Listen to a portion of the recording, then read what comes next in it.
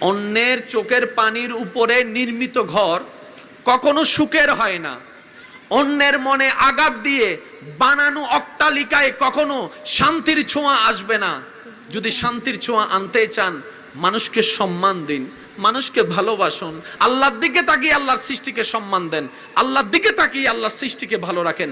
আপনি অন্যকে ভালো রাখার ব্যবস্থা করেন সাধ্যমতে, আল্লাহ তাআলা আপনাকে ভালো রাখার ব্যবস্থা করে দিবেন। সুবহানাল্লাহ। আল্লাহ পাক বলছেন, আমি চাইলেই দুঃখ সুখ হবে, আমি চাইলেই অশান্তি শান্তি হবে। তা আমি চাইবো কখন জানো? আগে তোমার কাছে আমি দুইটা জিনিস যদি দেখি তারপর আমি চাইবো। আল্লাহ কোন দুইটা জিনিস? আল্লাহ পাক বলে, হা হুতাশ ছাড়া, আফসোস করা ছাড়া সবর করে থাকো, শুয়ে থাকো, ধৈর্য ধারণ করো, সহ্য করো, আমি আল্লাহর নেক্সট হুকুম আসা পর্যন্ত অপেক্ষা করো।